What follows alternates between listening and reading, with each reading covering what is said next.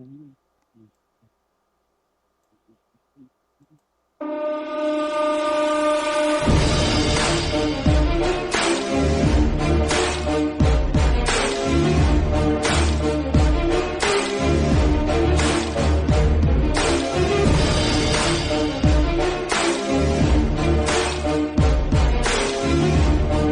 everybody, to Inside Boxing Daily on the Grueling Truth Sports Network. Inside Boxing Daily is brought to you, as always, by BetNow.eu.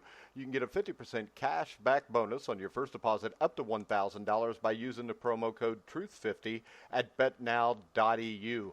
We also, as always, are with the Retired Boxers Foundation, Jackie Richardson and Alex Ramos. Make sure you check them out.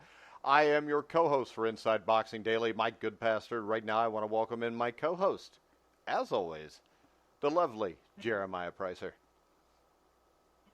Thank you. Yeah, I like that introduction. But I'm always excited to be on, man. It's another week, we get to talk about boxing, so let's get it going.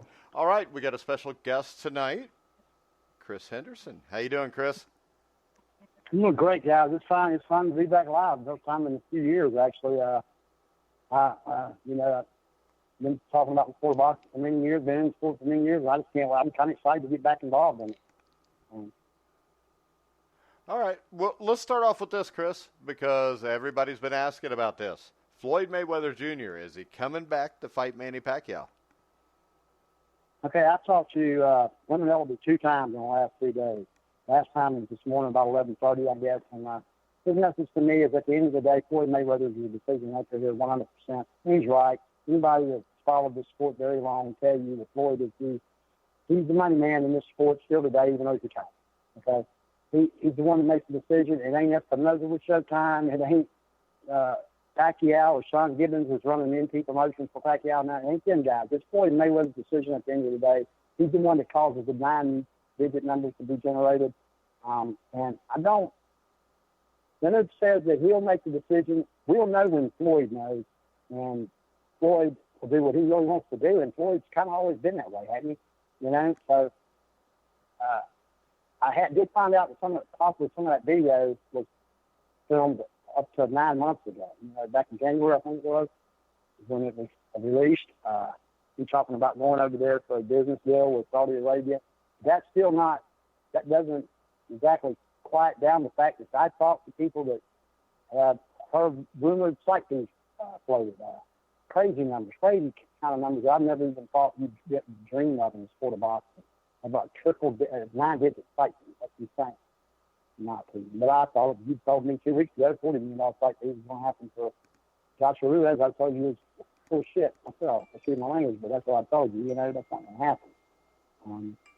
Regarding and neither is Fitzgerald Stadium going to pay that kind of money. But I didn't expect that if the oil tycoons over in Saudi Arabia to back it up, you know. All right, so my question. Go ahead, Jeremiah. Yeah. So I was going to say this whole emphasis on the Middle East that seems to be cropping up recently. Does this mean that, regardless if we get a Manny Pacquiao versus Floyd Mayweather Jr. fight in Jeddah or wherever it may be, with the numbers that you're hearing, does this mean, we've also we're all well aware that Anthony Joshua and Andy Ruiz, there's talk of them going to the Middle East as well. Does this mean that Saudi Arabia is now a player in the boxing scene? Does this look as if it's going to be a constant in the future? It's a game changer in my opinion. Joshua Ruiz is a game changer in the sport of boxing. There's nobody paying $40 million. There's nobody paying $20 million fight fees. I think Canelo Golovkin too. I heard some whispers of upwards of high $20 million and a high and the 20s and the millions for site fees. T-Mobile Arena and Madison Square Garden. Is that who it come down to? Second time. The first time was Cowboy Stadium and now at T-Mobile. That I want to say, or it might have been AT&T Stadium both times. It might have been. I'm not sure with the final two, but there was some up to $30 million site fees. To pay a $40 million site fee for in a country like Saudi Arabia, that is, how many boxing fans can they possibly have? Do you think they saw our 20,000 people? Really, in all honesty? Unless the sheiks are bringing their sons and I don't even know who all is over. I'm not familiar with that population as far as its familiarity with the sport of boxing. They don't even have a commission. We're going to have to carry a commission over there for the fight. Guys for Ruiz, I know that. I know a commission was brought over for WDSS from Calvin Smith, based George Groves, I believe, in Jeddah. So there is no commission in Saudi Arabia, but there is. I do think it's a game-changing something that everybody, all your lead promoters are definitely going to look at now. Now, Aaron's been wanting to blow it off for years now. If you remember Khan Pacquiao, and Pacquiao did the poll on Twitter, you remember that, I know, Jeremish. He did the poll on Twitter, and Khan won it. And he wanted to take the fight to Dubai, I think, maybe, or United Arab Emirates, or whatever it is. And then Aaron didn't trust the money. He didn't think the money was good. And, well, Khan just fought, 2 weeks ago, 2.5 weeks ago, something like that. And the money wasn't perfect. It took him a minute to get it, but he got it. Now, surely, Eddie Hearn is getting his up front in escrow, known. And I would thank Floyd Mayweather. Floyd Mayweather, he might not be the smartest guy you ever met, and I laugh at some of the memes that come out with a bunch of mumble-jumbo letters together and do your best or whatever it may say on the bottom. I laugh because knowing Floyd for many years before he ever turned pro, I mean, when he was down first time, then we're meeting him down here, we was down in Augusta for the box office. But he's not the most intelligent guy you'll ever talk to, but he's got street sense and he's got a lot of boxing. Yeah, so what you're saying is he can read words, but he's not, or he can't read words, but he's good with numbers. What he can do is read numbers. Yeah. He reads numbers real well. My question is this, though. Real damn well. If we he's not good at the whole overall sport of boxing, yeah. If we start seeing all the big fights going to Saudi Arabia, which puts them on at, 4 in the morning in the States, it may be good for the Saudis and it may be good for the boxers fighting in those fights, but overall, is that good for boxing in this country?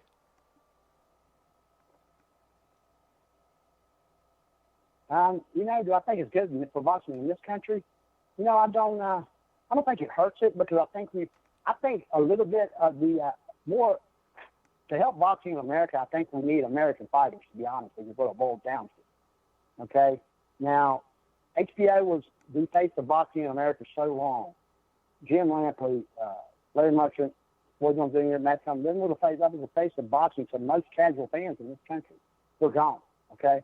ESPN, even though they had Friday night fights and stuff for years and years and years, and they went dormant, they're still not known as a boxing channel. I don't care what anybody says. I work for them. I know. They're nobody. Well, hell, I left there because I didn't think they were going to do anything with boxing. Little did I know that Todd, the booth, was working on a deal to bring some big deal over. And I found out about 8 months after I left that hey, yeah, it was a mega deal. I wish I'd stayed. In hindsight, of course, but you all see that in the rearview mirror. The sport of boxing needs a homegrown feel. I need more guys like Terrence Crawford in Omaha. I need more guys like even Earl around Dallas. I need more guys like that. I need a homegrown feel to the sport of boxing in America to bring boxing back in this country, in my opinion. They're always going to have the Mecca. You're always going to have Madison Square Garden. You're going to have Vegas for the big fight. The Staples Center has made an effort to carry some of their fights here recent times. Wilder Fury, a couple others. I know they're getting ready to run Porter next month.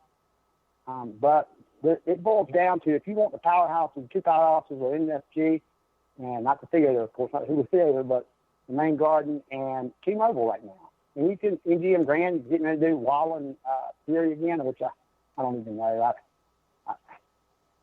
I'm surprised they're covering. I don't know. They're not going to be in the Grand Garden Arena. Do you know for sure? I don't know if I can. Yeah, I think they said Vegas. Didn't they? Was it Vegas or Madison Square Garden, Jeremish? Yeah, I'm pretty sure it was MSG. I think it's MSG, but I'm not sure. Oh, no. Fury versus Waller. Sorry. Got to be MGM. Got to be. I remember the contract was first 2 fights in Vegas off the month. Okay. So, I'm hearing that the third fight, or say the rematch between him and Wilder will likely go back there. So all right, we have May, which you wanted to talk about later on. I'll talk to you and we'll bring it up. Yeah, we'll bring that up, and we have a comment or a question from Angelique from Los Angeles. She says, "Do you think that boxing needs Pretty Boy?" Pretty Boy Floyd? Yeah. Pretty Boy Floyd's been gone out of sport. Boxing would be benefit more. It would be huge in the sport of boxing to have a pretty boy Floyd for a couple of years. Let me tell you, he was an animal at 130. He's the best 130-pound fighter I've ever seen. Ask Diego Corrales. And he was a monster. I never will forget. I was at the Diego Corrales fight. I was covering it for the Augusta Chronicle in Augusta, Georgia. And you did back then. It was hard to get the paper to pull. It still is hard to get the paper to pull. I'm kidding. It's any different, but more communication on papers in different areas. So I can get them as a main company to pull my credentials. You know what I mean? But I can get credentials. You know, I've started several websites and moved on. I can always get credentials to fight. Top, I can send them to me automatically now. Another question from James. He says, do you think that Floyd doesn't want to fight because Roger can't train him anymore? I don't think that's pretty. What didn't his daddy do him, handle him the last 3 to 4 fights of his career? Am I missing something here? Good, I'm maybe able to know for sure better than I do. But, I know Pacquiao was a Bodo, he was a trainer. I know McGregor. Well, we won't count McGregor as a real fighter. Definitely not Kimiko. What was the little Japanese kickboxer's name? Yeah. Kimiko and Kanashka, I don't know. But whatever, that fight's still irrelevant. Mayweather, I know his daddy. Wasn't his daddy there for Maidana, most Maidana fights too, Jeremish? I'm sorry, say that again? Oh. Wasn't his dad his chief second for most of the Maidana fights too? Oh, that's a good question. I don't know. That stuff's a little fuzzy to me now. I can't quite remember. I covered the second fight. I didn't cover the first fight. Now, he went back to his daddy. I do know this. I think he first wanted to go back to his dad following Cotto because he felt he got hit too much against Cotto. His dad's more defensive-minded. There's no doubt about it. He's a more defensive-minded trainer. And if you'll see, he even had that slight influence on Oscar for the few fights he was with him. He's just a more defensive-minded trainer. I often laugh when I see people rating the top 5 trainer in America today. It's not even close. It's not top 5 guys. If you take away the Floyd Mayweather, the fact that he's in front of him, I don't know if he gets anybody else to that next level. You see David Haney's gone now, right? He looks good for holding mitt, standing in front of you, but that just only goes so far. A lot of people try to emulate what Roger and Floyd did years ago, and it was just a flash thing for video highlights and stuff like that. But inside of HBO HBO shows, leading up to a fight. The 24/7? Right, yeah, the 24/7. Yeah, 24/7 was the reason that book network was started. If y'all remember, he did. First off, ain't no trainer worth their salt that does that network for real. You know what I mean? The new situational network's the best by far. Derek James is the best situational net guy out there, other than maybe Anatoly's pretty good. Lomachenko, there's different guys. Bobby Garcia's good. I'll tell you, he's real good. Rudy Hernandez. Rudy Hernandez is the most underrated trainer in this country to me, and maybe in the world to me. Excellent trainer. He does excellent network. Yeah. Well, and I think. Yeah, go ahead. I think you're right. It's not like I think you used the correct term not long ago when I think you said functional. I mean, it's like when you look at the Roger Mayweather and Floyd Mayweather pad work. I mean, it's not really that functional. It looks choreographed. It looks pretty. A lot of guys like it, but some guys have even taken it a step further. And I've noticed a number of guys they're like doing dance routines to it, and just they're just jerking off, and all it is an exercise and really just dance moves. It looks like, but I mean the point is but I think the point is that Floyd Mayweather at this point, I don't think he needs Roger Mayweather. Maybe he is concerned with his health, but the fact of the matter is he could just default to Eddie Mustafa Muhammad or somebody else in the gym if he wanted to. I mean, he's been doing it so long. Yeah. He already knows how to do it.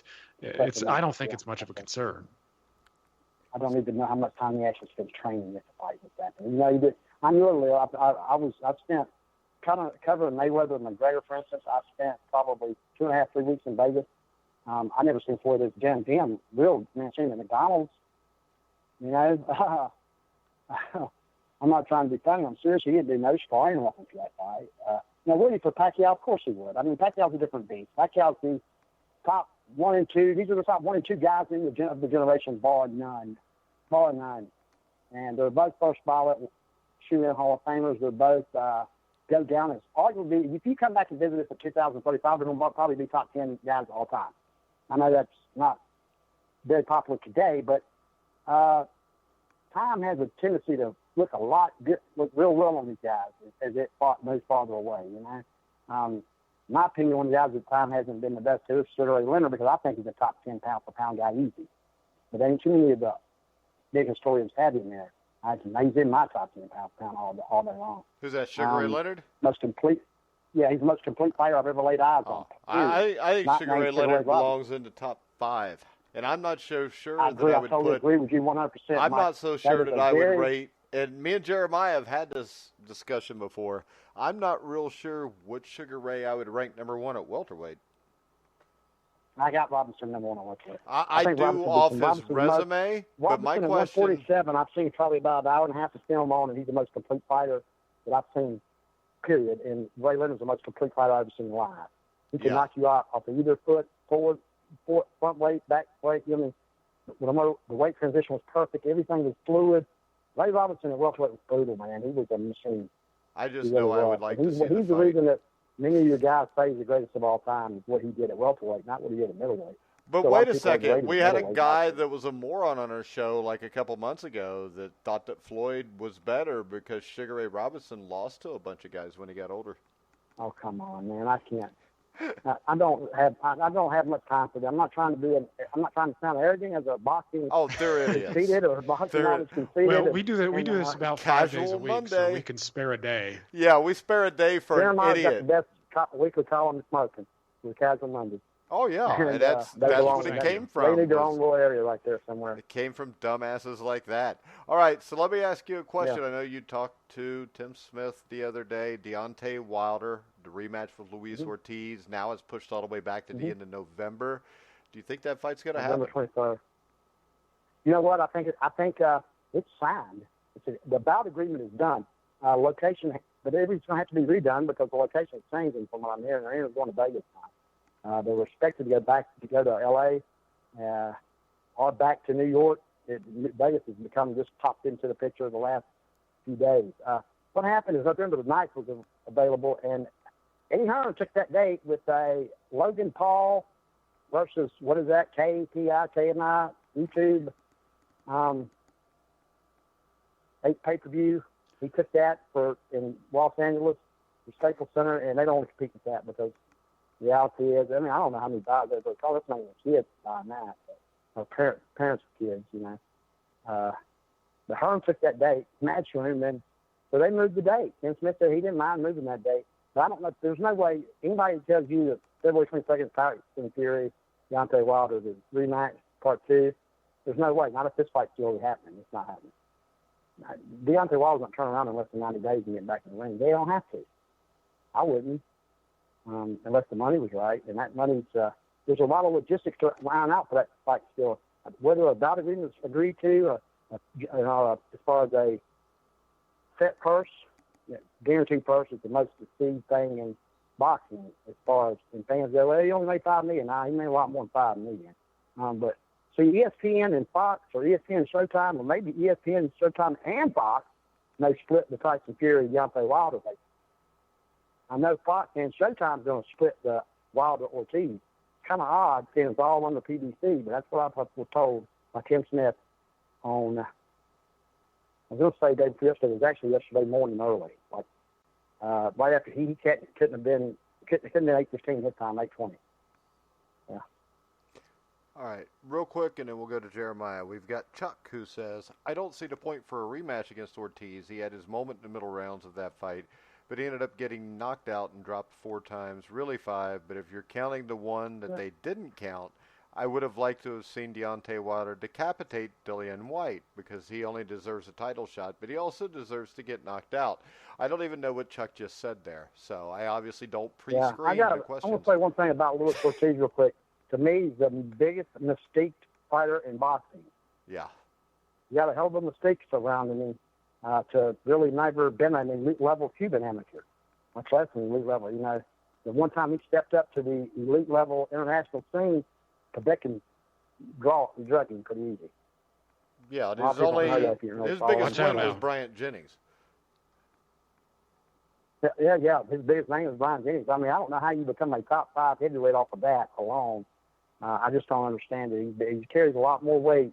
The fact that he staggered Wilder in the 7th round of that fight has even made his mystique even more stronger, crazy as that sounds. I wish Deontay just knocked him out and got it over with. I really do, because now I wouldn't have to deal with this no more. Now I'm having to waste time on a fight that's going to be pay-per-view. To me, it's insane. I don't know how that fight generates 100,000, 150,000 buys. I'm going to be surprised if Spence Porter generates 200,000 buys too. We're deep into the year, and we're deep in the pay-per-views right now, in my opinion. Way more than we've had in recent years. I mean, unless I'm missing something. So let's don't see that thing doing great numbers. I may be wrong. Yeah, so I think, I got to thank Chuck for chiming in. I mean, I always appreciate whether it's negative or positive, the people I don't actually. think it was negative or positive. I don't understand the question. I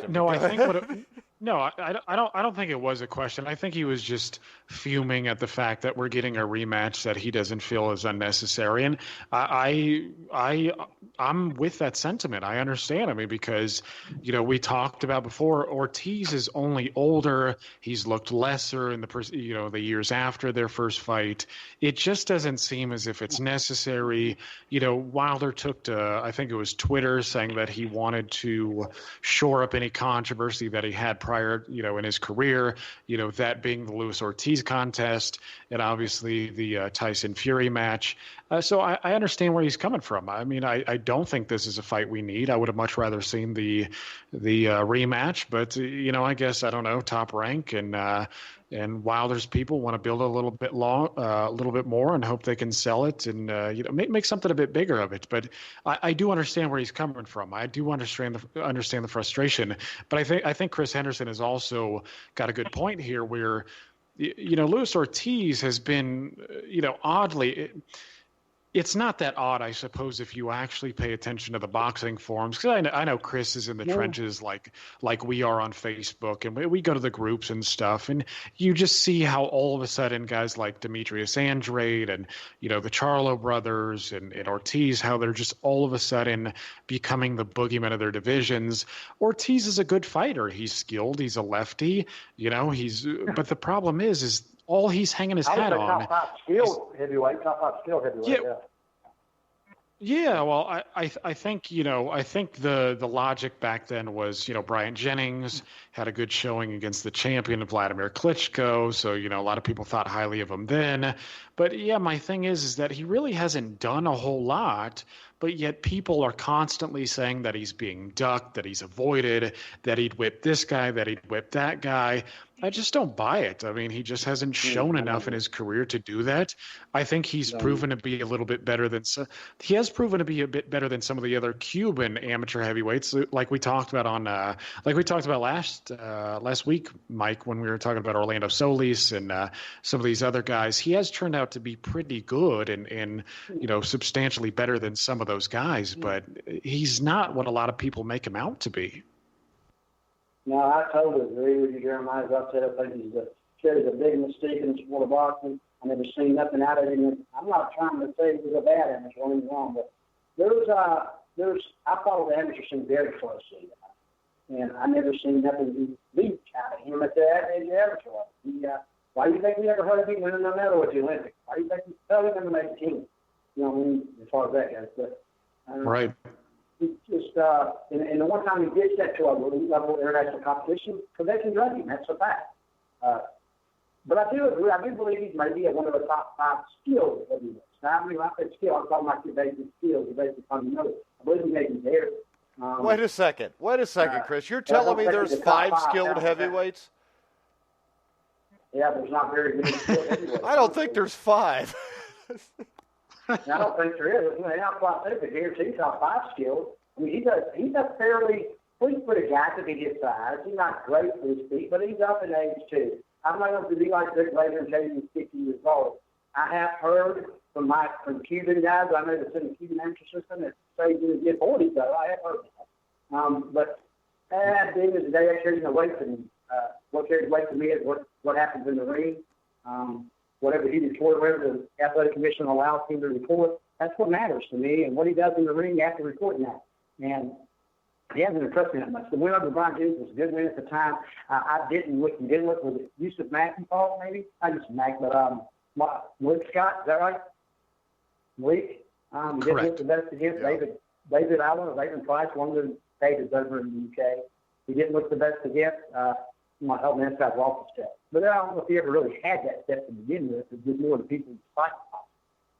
Because the one time he went against me, what I would consider an elite level skilled professional, or what as an amateur, or elite level skilled amateur, was Povetkin. And he got beat. I'm not trying to be funny. I'm not trying to knock his name in the dirt. I'm just being real. Povetkin is to me, it's been one of the top 5 skilled heavyweights in the world for years. Yeah. For years. And yeah. Still is. Yeah. Yeah, and I just want to say that I agree with you because I know we've been on Ned's Boxing Emporium talking about this stuff. Like you get a bunch of guys who are drumming up Wilder-Ortiz, and unequivocally, Mike, you and I all agree that Povetkin is clearly the greater operator. I mean, this dude, after this year is up, I suspect he will still be ranked in the top 10. Unless unless Huey Fury beats him, then maybe. But if he beats Huey Fury, that means he'll be ranked in the top 10 for like 12 of the last 13 years. I mean, that's pretty incredible. Yeah, that's pretty incredible stuff. A lot of people don't want to acknowledge it. Yeah, and in 2010, Alexander Povetkin would kick everybody here's ass, I think. What hurts Povetkin is the 12 years in the top. He spent most of the time in the top 5, honestly. And if you don't have many wins over other champions, well, they wouldn't. It's not really his fault because Briscoes were running the dominant division forever. Right. He beat some older guys, but I don't know his resume off the top of my head, but I know it's Chuck up. I mean, he fought some decent guys that were, but in my opinion, he's still, not reviewing off the resume, it's probably still top 3 to 4 heavyweight in the damn division. Now, the Huey Fury fight tell a lot. The fact that he ducked the Tyson Fury fight, that's a fact. I know he got almost twice as much to offer to fight Tyson, but he got to fight Huey, he chose Huey. And he knows he can't move like Tyson. He can't do it. What is it? Because they can keep 39 and 40. He's up there, right? Yeah, I think he might be 40 right now. Yeah, okay. Sounds about right. But he knows he cannot move. Tyson. He might get every shot against Huey because Huey is elusive. His feet, he appears to the untrained eye to be similar to his cousin, Tyson's cousin. Yeah, because Tommy's the brother of Tyson. But yeah, he appears to the untrained eye, but anybody that's ever really watched the sport, his pivots are not even remotely fucking the same. He's actually a little more of a front-foot-hitting type fighter, although he don't have a pop. He's just his weight is generally he's nowhere near as elusive as Tyson is. And Povetkin, I don't think beat Tyson. I don't think anybody beats Tyson Fury on his best nights now. I really don't. Yeah. The only question there is, will every night Deontay Wilder next time? Yeah. Tyson Fury's biggest competition is Tyson Fury. Absolutely, 100%. Unless somebody comes up the aisle. What's your take on? Have you heard anything about Alexander Usyk and who he may be fighting? I talked to trying to get a hold of Jody Warrior, which is Star Boxing. I think enough people are familiar with Carlos talking with him recently. And why would you? I'd still be trying to get in this fight from Jody. Who else are you going to put that? I mean, really, at this moment, the fight was pretty much all but agreed to. Tackman is. I don't know what else you can get him better than that. Can you think of anything else better than that you can get him? I mean, Alexander Usyk. Now, I don't think like his great chances of winning. Maybe you're trying to find him a fight to win and rebuild and come back and maybe get him a 2-fight deal with his own or something, or whoever it may be. Top rank. I know Ty Curry's trying to pick up a couple of heavyweights if need be. I haven't talked to Carl already in a couple of since early last week, but I know they're shooting at heavyweight this top. Any additional heavyweights they can add, or welterweights they can add, they're trying. Well, yeah, I'd say, you know why? You got Blake Crawford and Tyson Fury. I'd be looking for them too, you know, because it's proof that the PBC is not bringing you to fight.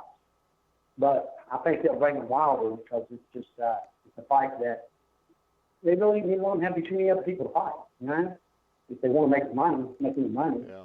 And the heavyweight division is not very deep. What interests me is have you heard anything about the other side of the street in Fury Wilder? Anybody else? I ain't heard much about the other side of the street with Fury Wilder. You? No, nor have I. Fighters want to actually fight, and it's amazing how it works when the fighters want to fight. Well, and then Fury is going to fight Otto Valen, or whatever the hell his name is. Or somewhere. Yeah. Fury claims that was the best available opponent. He said that Povetkin, Martin, Bryan, Pulev all turned him down.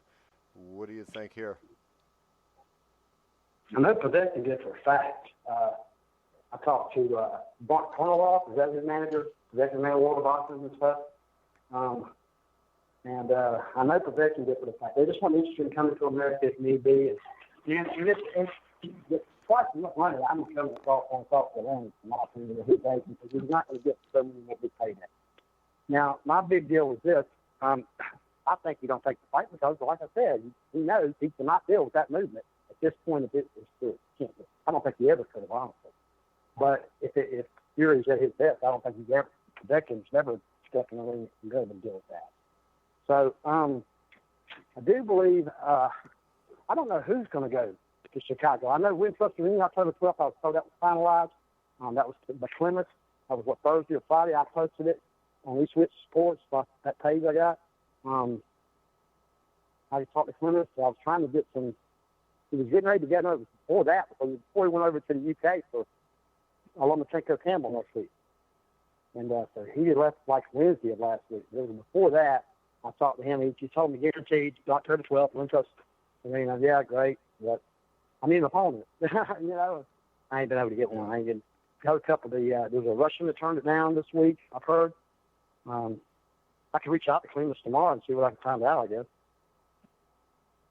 But they're doing a lot of media stuff over there this week in London. All right. Jeremiah?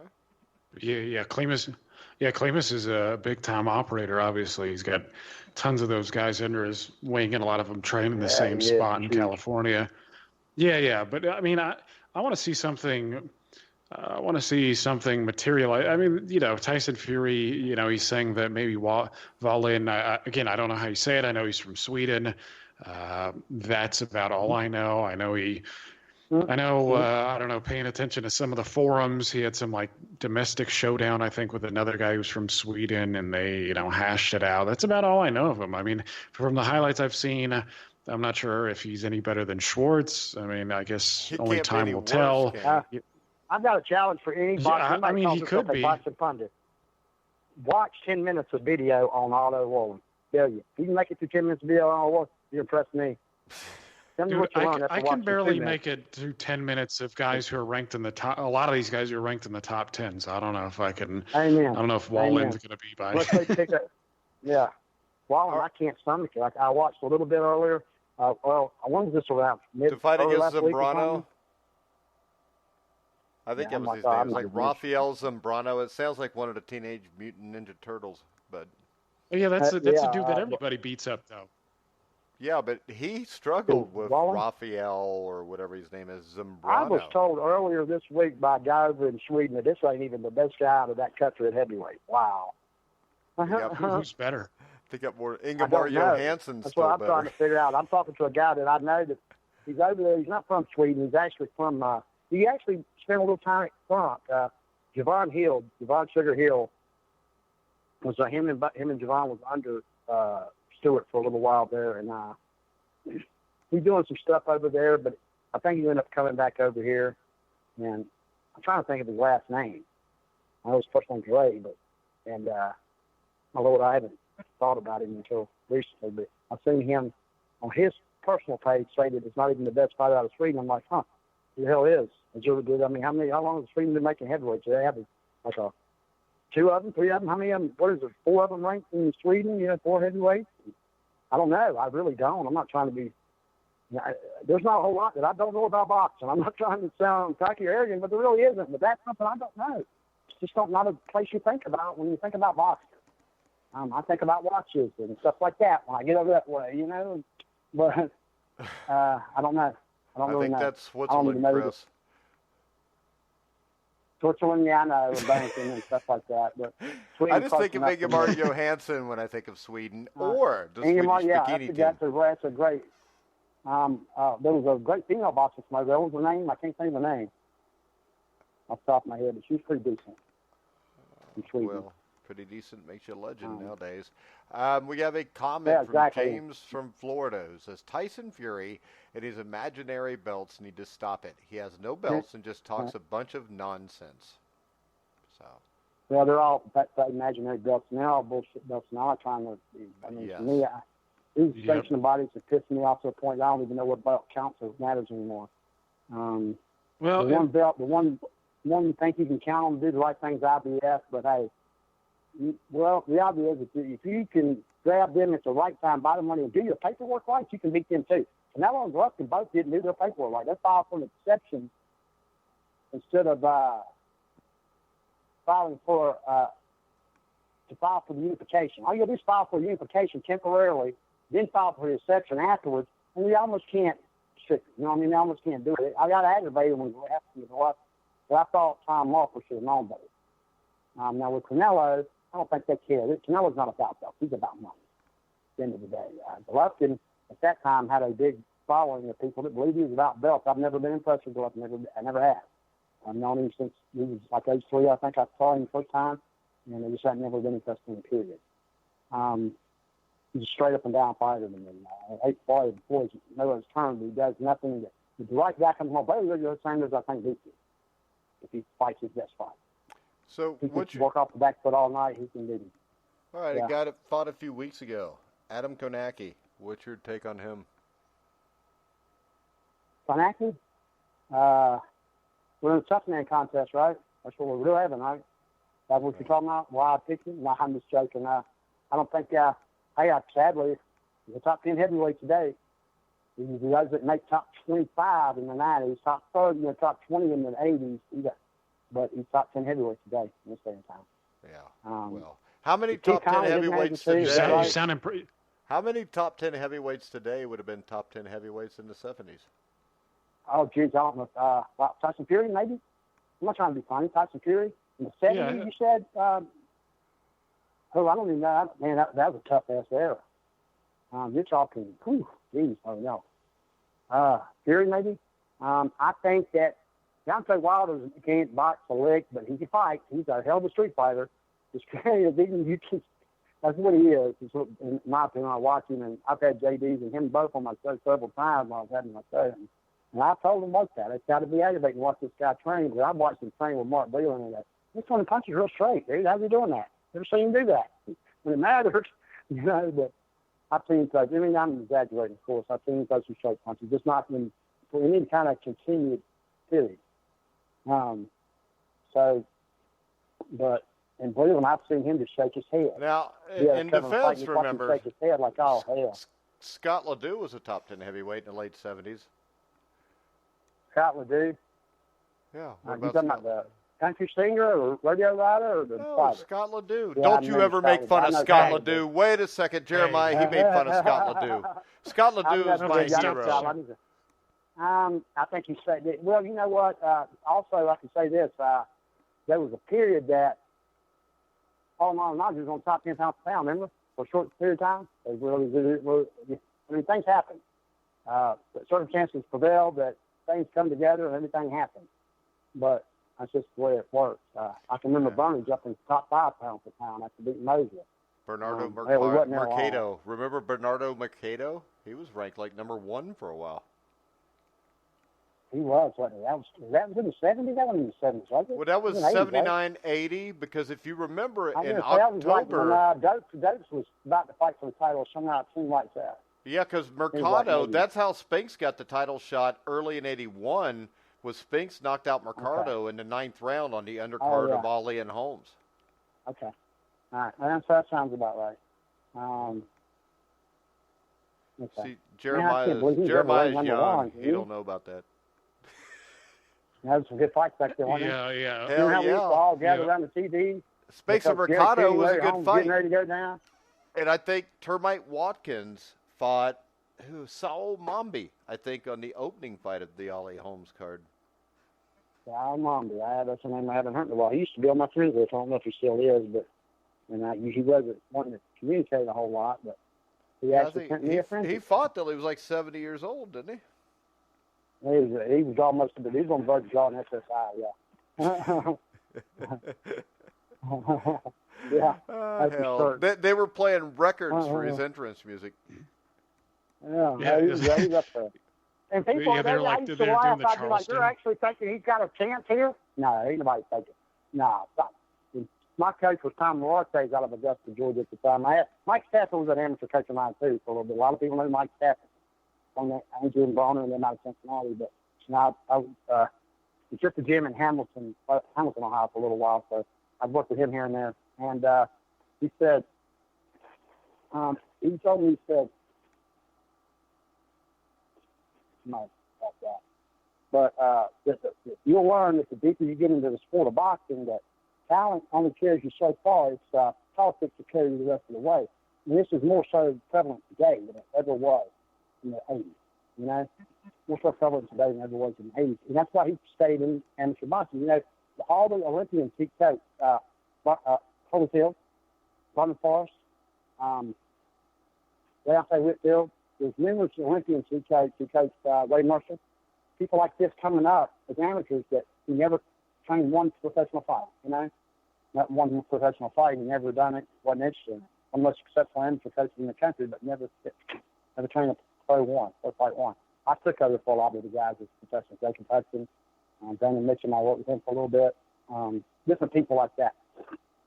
Because I was out that gym. I actually enjoyed training fighters, working fighters more than I did at the fight myself. I decided to go to school. Bun decided to, get home.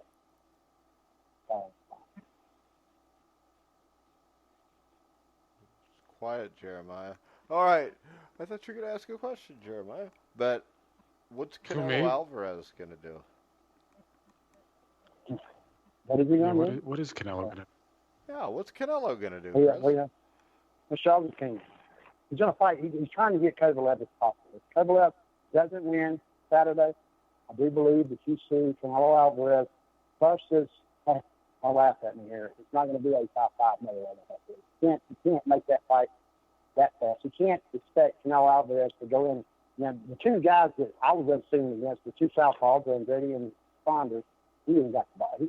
I believe he fighting one of them. Canelo Alvarez is not scared to fight. There's no doubt about it. I know he's been through a lot of decades stuff, but he's at the end of the day, Jeremish, Michelle, time Roberto Diaz, these guys kind of guide where this career is going to end up because there's a path, and they've lost a lot of control over it now to its own. Because Skipper, I actually may still take a job with his own as a competition coordinator because they have a problem lining up what they think should be best. Skipper, same thing that Peter Nelson did at HBO. You see what I'm saying? Same issue Peter Nelson was having at HBO. Nobody that really had any boxing experience was with him. And DAZN has the same problem. They have to listen to a promoter like Matt Eddie Hearn. They have to tell Oscar De La Hoya, well, you can listen to Oscar. He'll let you do these fights as long as you can. Oscar, I would God, I'd give anything for Oscar the promoter to be half ball Oscar the fighter. Right? And but Canelo Alvarez is a great fighter. And he catches a lot of flack fairly, very fairly. But at the end of the day, I watched him go 24 hard rounds down to the left and come off that standing there. And it's pretty sticky. It's lame in the last fight. But as far as his matchmaking, it could be questioned, sure. Judging can always be questioned in his fight. Jacob's fight was pretty straight up and down, in my opinion. I had no problem with that fight. But he's come off of Golovkin, Fielding, Jacob. I don't have a problem with him taking a guy 5, 6, 7 years. He better get right back in at the top in May of next year, whatever he's going to do. Now, a lot of people think that this thing recently is because Jeremish is not telling him some stuff. Now, according to Eric, when I talked to him, this was a week and a half ago, it's more frustration. They went into late midnight talk. There's more frustration with Canelo not having opponents. They want to get Kovalev fight. They believe that Sergey Kovalev is vulnerable to his own weight class, and he makes him a 5-division champion, quote unquote, a 4-division champion, quote unquote. You know what I mean? I don't think we don't count that middle of trinket as far as I'm concerned. No. I'd rather see him fight Callum Smith. Yeah. Is the fight at much rather see him fight Callum Smith. Is the fight going to be at 175 if they fight, or is he going to try to catch him on a catch weight? He's going to put a rehydration clause on it, but I think it's going to 175. I have no reason to watch it. The rumors about Kovalev drinking a little bit, those are pretty sounded rumors. Anybody I've ever seen that have been around me, but now we don't know. That's the problem. You don't know which Kovalev you're going to get for the fight. Since the first Ward fight, we have not known which Kovalev's going to walk in the ring. He's been a different guy each time when you think about it. Second Ward fight, the rematch, the first Alvarez fight, who you fight for the damn title, the Easy Watson for the vacant title. Waldo or somebody. Now, that might have been Dipple that fought Waldo. It was a very easy fight. I think it was another Russian, a Ukrainian guy. Yeah, it was Igor. I can't remember his name, but he was a pretty good amateur. I can't remember. I think 12 to 1. Yeah. Very good amateur, not that good a pro in my opinion. There's a new style, got fighters like that. Like Paul Williams is great. Pro, terrible, like -70. But he's a baller. That was just, that's a beat for him. It's just much part of him. But, yeah, Igor, you're right. That's what it was. He was a very good amateur, but I didn't figure he could hang with Kovalev at the pro level.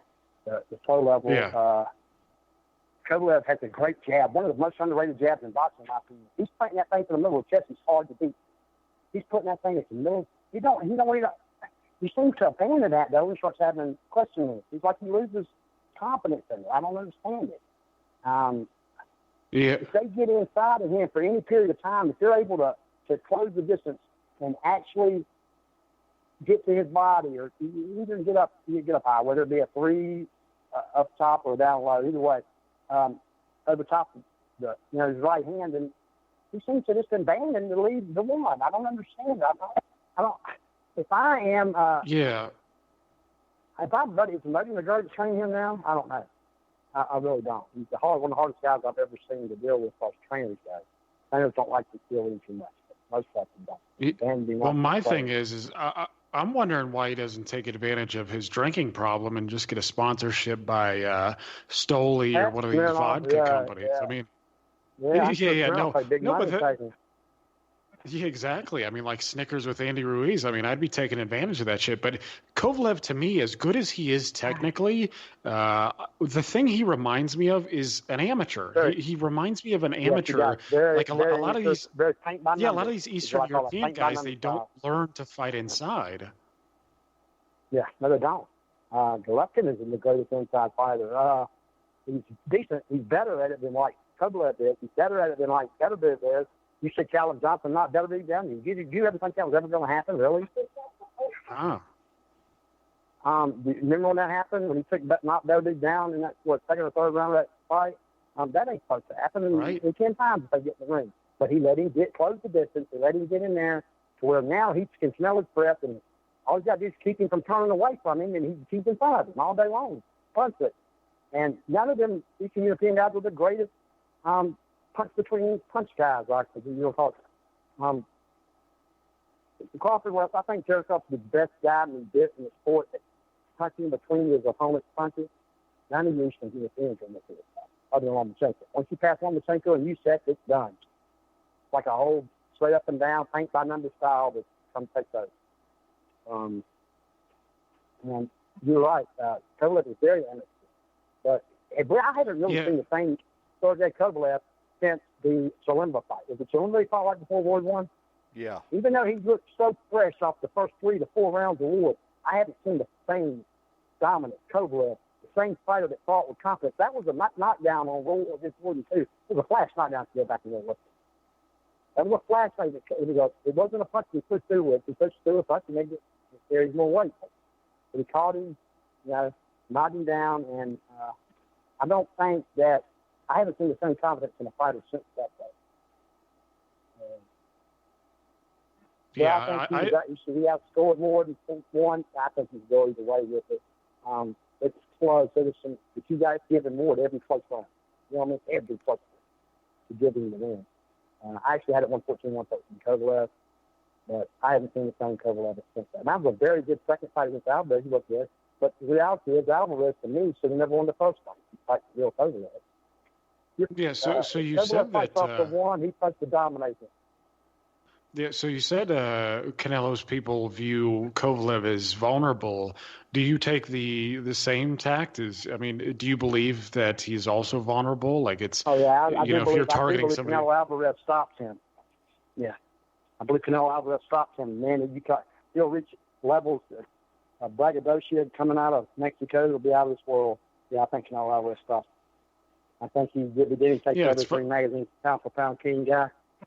Pound for pound guy, and you will not be able to talk to and make any of his fans on social media. Yeah. No, I'm not afraid I'll close my social media account, probably. I just hate that he's from Ireland instead of Mexico because but he's a great fighter. He is a great fighter. At the end of the day, he's highly skilled. But there's more skilled fighters pound for pound. Tanaka, he never is, but he's going to be at the top of the list as soon as he's in this fight. How can you not beating the man? But a lot of people, there's still people think that Kovalev's the man at 175. Me, I think he's the best, third best. You know what I mean? I think Bivens is top of the best pure, most fluid boxer. That means a lot long term. Fluidity means a ton. You've got them straight up punch, fire, paint by numbers type boxers. Fluidity means a lot. I just think Bivens is way more fluid than anybody else in that business. All right. We have a question for you, Chris. And it is from Travis, who says, if they were to fight at 140, who would you take, Pernell Whitaker or Floyd Mayweather Jr.? Oh, man, I don't know. 140, I can still get Pretty Boy, I guess. Is a shot at it. 140, I'm into some Floyd problems with his hands. Sort of really had a problem with this Carlos Hernandez. First call, he started the initial started problem. Yeah. No, that was Gennaro's the first title fight. Carlos, too, didn't he? Carlos, He had technically a knockdown Carlos. that fight. Yeah, remember, he technically got him suffered a knockdown that fight. But that's the first severe hand problems he had. When you bring in, remember the Rafael guy that just passed away. Well, how about this? Let's just put him at 135. Floyd against Pernell. 135, I have to believe that Floyd Mayweather beat at 135. I think several got beaten at 135. I don't know how many beat him at 140. The strength of Pernell Whitaker's defense gets better the higher he goes in weight. What I mean by that is, at 135, there's guys with fast enough hands that can swarm him and close him down. You know what I mean? The feet's quick enough to close the distance, to get the gap.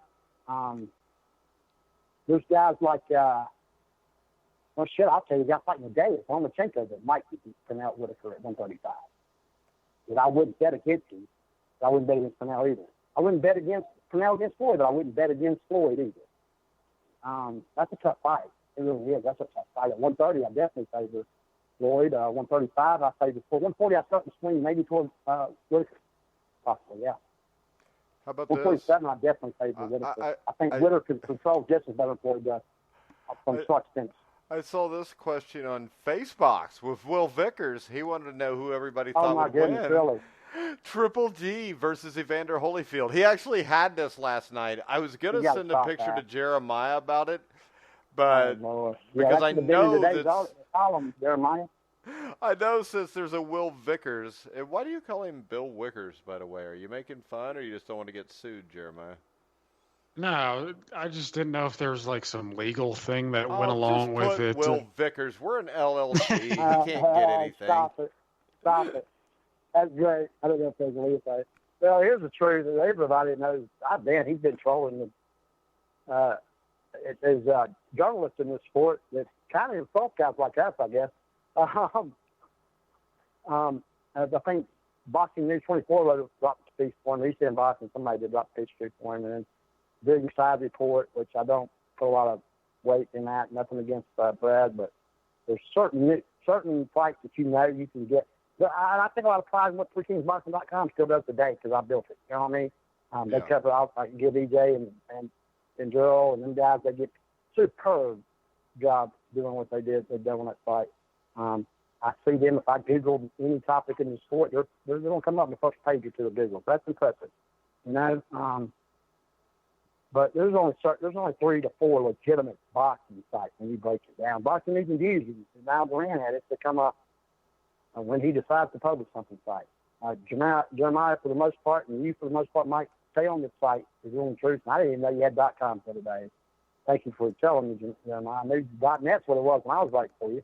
You know I told Jeremiah when we switched, I said, you need to let Chris know, and he just obviously dropped the ball again. Oh, yeah. Remember Boxing, that one real Boxing well? News 24. I got to ask you a question. Do you know of a guy named Aragon Garcia? Aragon Garcia? Yeah. The guy that helped start work with East End Boxing originally? I don't know, but he's on Boxing News 24. A lot of Boxing News 24 is our pen names. I use one on print still occasionally. Yeah. I still got a French cotton or cow. You'll see it if you go to GutsChronicle.com. That's my print name. My pen name. If I do something like on anything but boxing. You know what I mean? Yeah. Cotton or cow. All right. So I use that on some print still. But the East Boxing News 24, I think 100%. Well, not 100%, because like you submit an article, you get the post in your name. You know what I mean? But the vast majority of it, Dan Ambrose is, I don't think Scott Guilford, Dan Ambrose, none of the major writers there are actual real names. They're all opinions. That's pretty common, I thought, for a while. Yeah. All right. Real quick, because we got betnow.eu, and I'm pretty sure Sergey Kovalev's a huge favorite. How much of a shot do you give Anthony Yarde? So I have to do. I don't know. Depends on which Kovalev shows up. I'd like to talk to Klimas this week. I'd like to talk to McGirt this week. I'll probably get a hold of them. They speak to Sophie. I'll be in back to Carolina and settled, so I'll check in with everybody and see how's they looking over there. I need to watch some little bit of video if they're doing media week or anything over there. I don't know what they're doing. I'm not real familiar with what's going on. These rush shots generally don't never cover in fights, unless it's a mega fight. I think last time I covered Roy Jones and got knocked out. But I did that because it was Roy Jones. We generate so many quick chances, But I don't know. I don't. Man, I'd give him a shot. He's got a shot. He's a very athletic fighter. He's not that. He's not exactly. He's not his competition level though. He's got to show up. If it does the thing that stands out to me is over his last 7 or 8 fights, I haven't really seen any great improvement. He looks kind of like the same guy. Mm-hmm. To Yard? Yeah. I don't think you're going to see so much out of him. I think he's strictly 100% athletic. I mean, he's allowed to his athleticism at the end of the day. Yeah. All right, Jeremiah. I believe he relies so much on his athleticism, and as long as you're fighting top-level fighters, it's okay. Jeremiah, you got anything you want to talk about before we go? Yeah, I just wanted to, because Chris had mentioned the alphabet belt and, who to honor, who not to honor. I think Chris is probably well aware of our position, at least mine. I mean, I could frankly give 2 shits about the alphabet soup organizations. I think they're all crap and they do a disservice to the sport itself. And the IBF, they typically have the best reputation, but, that's also because they're stationed in America and they're more likely to be, investigated because of that. I mean, they were already involved in a federal investigation. Yeah, the wiretapping. What was it? Bob Arum was paying the IBF, $100,000 in, side money and shit. So to me, I just don't have much respect for them anyways. But to add to insult to, things that they already do, they are putting a WBC Mayan belt in one of these fights. It might be Tyson Fury, who's a gypsy Irish-born Englishman, versus Otto Wallen, who's a Swedishman, or it might be Devin Haney versus Zaur Abdullayev, an American versus a Russian, or it might be Jaime Munguia versus Patrick Alote or some female fight. I don't even know these people, but it's nonsense, man. It's just, we're constantly, it's clown world. That's what it is. They're just constantly doing these things, milking guys of fees. And, a lot of fans are fed up with it, but, what do you do, right? Are you still with Transnational, Jeremiah? I am. Okay, I need to see if I can get on with him. I have to figure out what I got to do because something's got to be done about this at the end of the day. It's getting out of control. And Agreed. I think it's getting plumb out of control. I don't mind. I've heard people argue 8 divisions and one fight champion. I'm good with the 17 division now, but it's been that way for so long. It's almost second nature to me. From the time minimum weight was below 100 pounds, you know what I mean? But it's the multiple champions that do good. Nobody knows the guy who's the world champion. No shit. So it's that guy, and that guy. Who's your real best fighter? Well, I don't know. They won't let them fight each other half the time, so we don't know. Yeah. You know, when you got most of your higher boxing IQ people who can tell you, well, if we had to shake 10 4, this would be my champion for the most part. Like Lomachenko's, he's definitely the champion at 135 right now for most people's eyes. You know, but at 140, do you have a definite champion? Think about that. Do you have Ramirez, or do you say it's the winner of Cosgrove Taylor? Ramirez unified, right? Who's champion? 147, he's champion. You know, do you make Spence the champion once he wins the title against Porter, or Porter if he wins Spence, or 154, Williams maybe, I guess, because he's unified. 160, well, that's Canelo for the most people's eyes. Yeah, it's Canelo. 168, Callum Smith is lineal, if I'm not mistaken, at 168, but do I think he's the best fighter in the division? No, I don't. 175, well, yeah, I don't even do. Do we have a lineal? Is Gvozdyk technically lineal at 175? Yeah, Gvozdyk is, but here's the problem. Too, so that's a hell of a fight. Yeah, but the problem here is the Ring magazine has broken with the lineal line for decades now. Oh, yeah. I mean, that's the problem is we've talked about this on the show many times. Like if you look at some of the examples, like Antonio Esparragoza was the lineal at 126 after beating Steve Cruz, who beat Barry McGuigan, who beat Pedroza. Oh, boy, you're back in the 80s, and that's the last time I remember being in line in that 126. Right, yeah. Well, they actually took it away from Esparragoza, and I've asked around, and I have no idea, because I wrote a piece on Esparragoza, and I think he was a damn underrated fighter. You know, a bit like Alexis Arguello stylistically, not quite that good. Yeah, real smooth right hand, powerful. He was actually the Ring Magazine's top 100 punchers, is like number 77 or something. But this is the problem is they didn't recognize Darius Michalczewski, who was lineal champ there, and the thing about Callum Smith and Lomachenko and guys like that, the waters are getting even more muddied because the Ring magazine, again, they're not necessarily viewed as the people who are establishing the lineal lines. I know the good guys over at Cyber Boxing Zone, who I pay attention to, that's who I follow, because they use transnational rankings to establish new lines as well. And I know Dan, I'm not even sure how you say his last name, but Quaco, he does all the printing for the journals for the International Boxing Research Organization. He's the guy who is. Yeah, he's running a lot of this stuff, and he's following transnational. This is the problem with the Ring, and this is why it's getting even more muddy, is because the Ring magazine let Callum Smith fight the number 3 guy in George Grove, so not even their number 2 guy, to win the Ring championship. They let the number 1 and number 3 guy fight for the Ring championship in Jorge Linares and Anthony Crolla. They bypassed Dejan Zlaticanin, who was number 2. They just did it with Inua and Emmanuel Rodriguez as well. So there's a lot, in my opinion, there's a lot of problem there too, because we're doing this 1 versus 3 stuff, and to me it just doesn't do it seem at heavyweight. Remember? What'd you say? Wouldn't do it at heavyweight. Yeah. Yeah, I mean, it's becoming more confusing, and the problem is, if you're talking to a casual fan, like my wife doesn't even bother asking me who's a champion, who's not a champion, because it sounds like, have you seen Chernobyl? Have either of you seen Chernobyl? No. The show? I know somebody that saw it, though. Yeah, that's me. Anyways, the movie? No, the HBO miniseries about the. Oh, no, I haven't watched it. I've been wanting to watch it, but I'll be honest, I've been so busy starting back to running sales and stuff in my old company that's been crazy. Yeah. I've got it's all good, man. Yeah, it's all good. Now, all I'm saying is there's a part where the guy is explaining how a nuclear reactor works to a layman, and that's how I feel explaining the title situation in boxing. I mean, it shouldn't be that way. That's why people are turned off. Perfect. Hey, how about this? That's the perfect example is this. When I grew up watching the fights with my dad. And Muhammad Ali, Larry Holmes, they were the heavyweight champion of the world. So if we go back to June, what was it, like June 6th or something, Anthony Joshua was fighting Andy Ruiz. And my son's come home. What are you watching?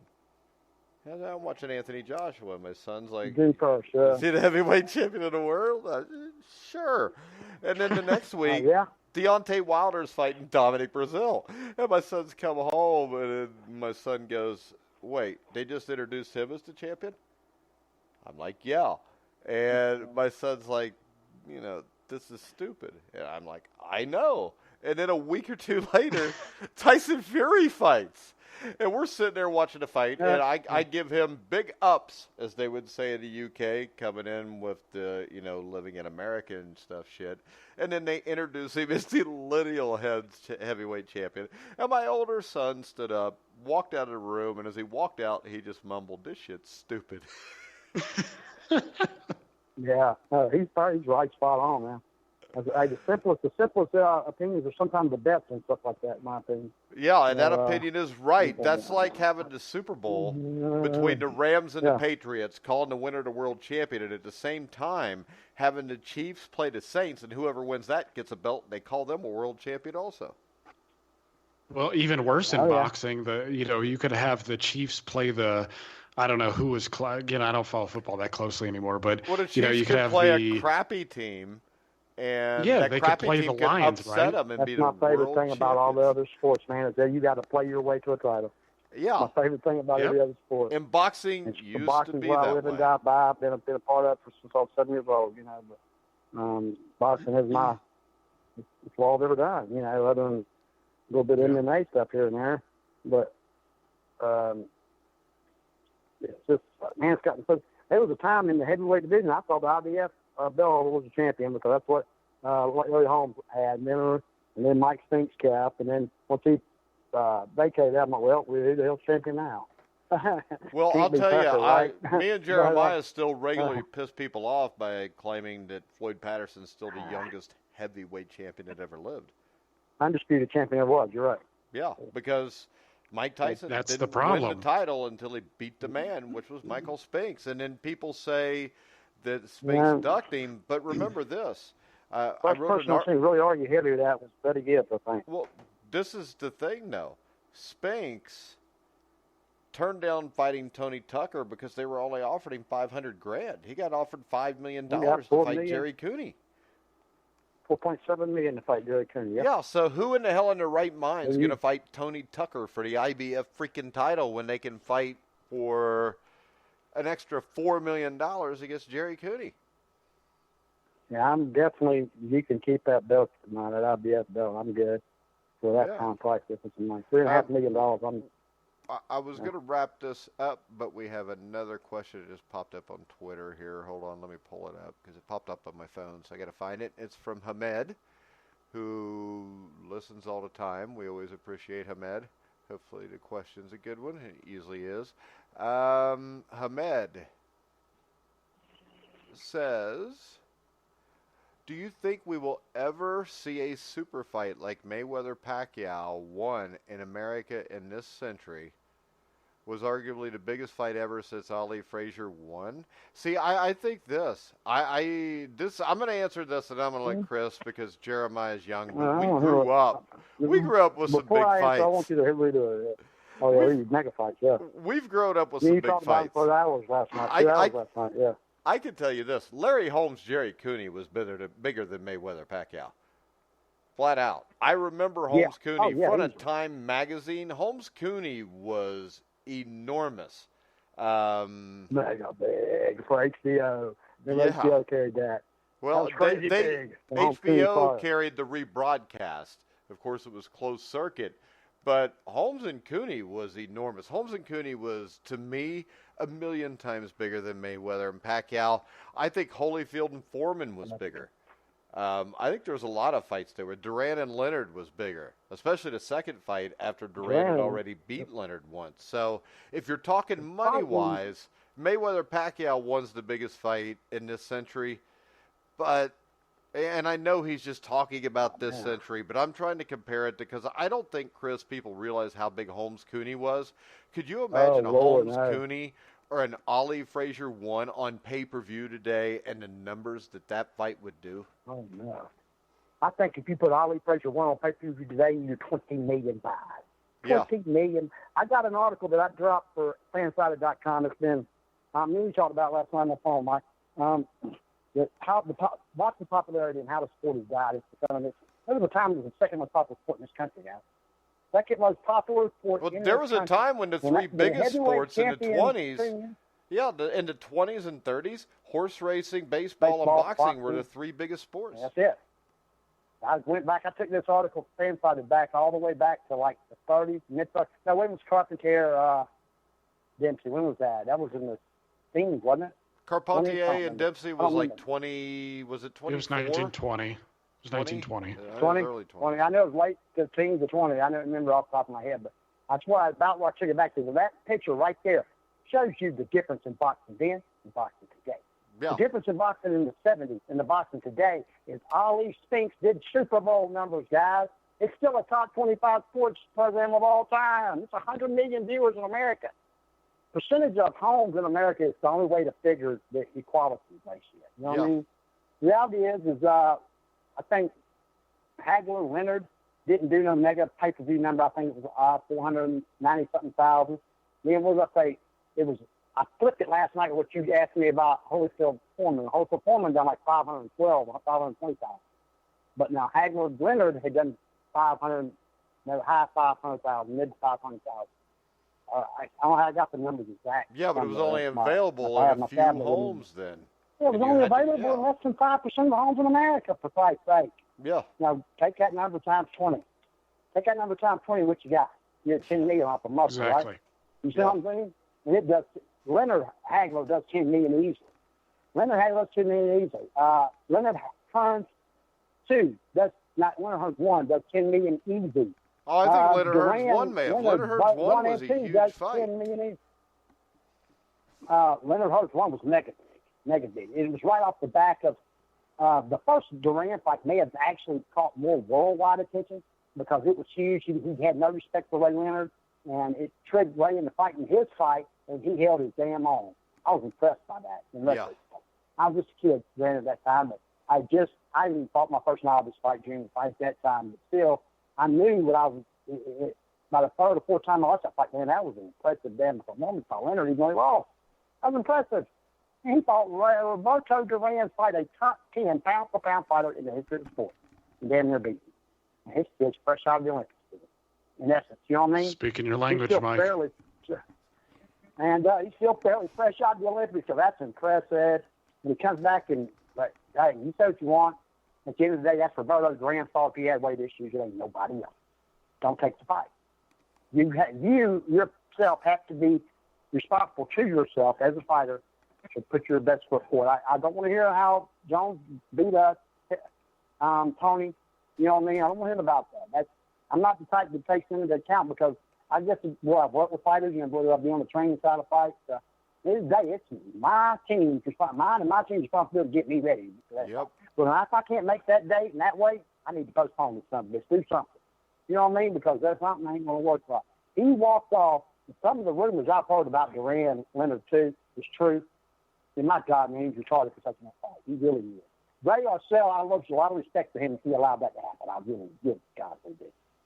Yeah. Because that's insane. Well, they cashed in on him now. I don't think it matters that Ray Leonard beats him the second time easily, either way. He's finally, Dev Deeds cussed him for everything he's worth.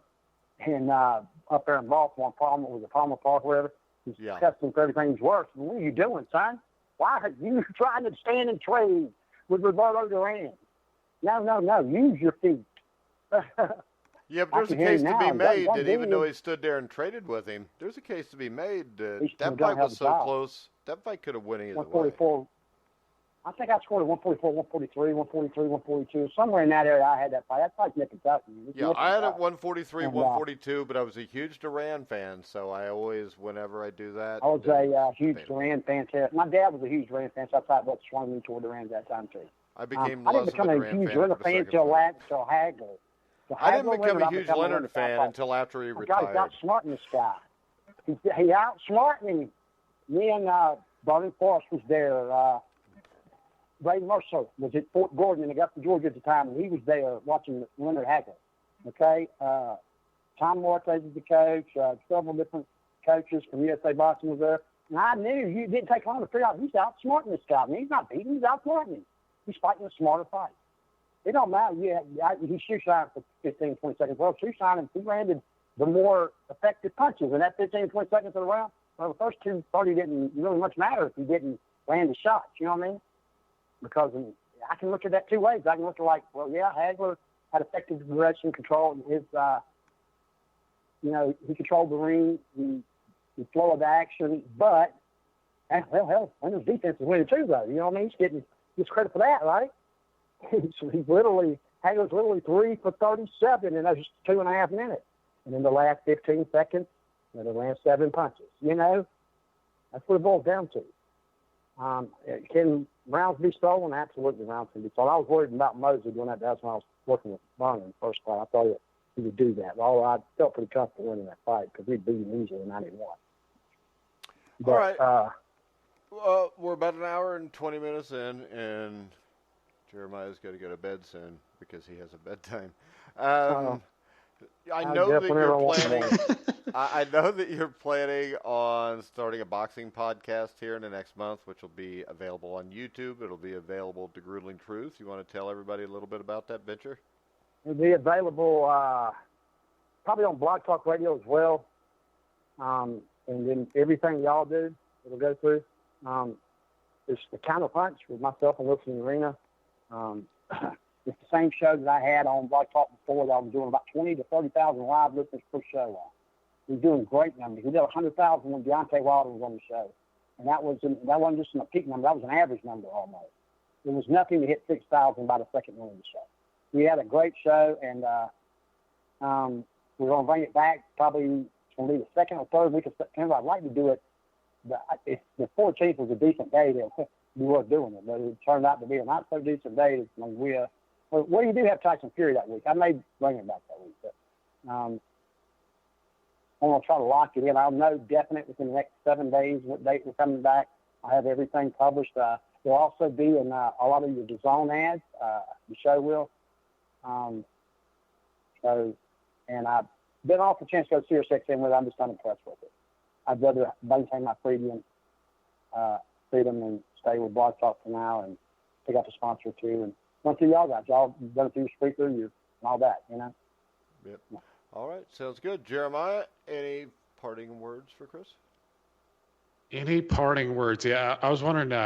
Maybe I missed it there. What is the show going to be called? What is the title of the show? The Counter Punch. The Counter Punch. Okay. The Counter Punch. Yeah, and it's you can follow me on Twitter at Henderson Boxing, and I finally started back on Twitter. I'll put the show up there once in a blue moon. But and of course, everybody knows where to follow me on Facebook for the most part. I also have the page Each Week Sports. You see all of my newspaper and stuff there for the most part. I don't write too many online articles anymore. I write to the AugustaChronicle.com. I left in that about a month and a half, 2 months, about 2 months ago actually. I left in that finally. I was doing some stuff in the Indianapolis paper here, and but I wasn't doing much boxing. Now I'm doing boxing 100% for Augusta Chronicle and the Aiken Standard, a lot of these southeastern papers here and there, but all my print publishing stuff will be down that southeast part of the country. But the radio will, like I said, be Blog Talk Radio. Also, the Georgia Bulldog Radio Network, I returned at the start of the mid-October. My contract renews with the GBL, Georgia Bulldog Radio Network, and I will be back on there once a week for an hour a week too, for Georgia Bulldog Show. All right, Chris. Sounds good. I want to remind everybody we'll be back at 11 tomorrow night. Also, Survive Advance with me and Steve Risley and Anthony Servino to talk a little NFL football tomorrow at 1 o'clock Eastern Time. Make sure you check us out on thegruelingtruth.com there. You can hear all of our shows on iHeartRadio, iTunes, TuneIn, Spreaker, Stitcher, Spotify, CastBox, wherever you find sports podcasts, you'll find The Grueling Truth. So for Chris Henderson, Jeremiah Preisser, I'm Mike Goodpaster. You've been listening to The Grueling Truth, where the legends speak.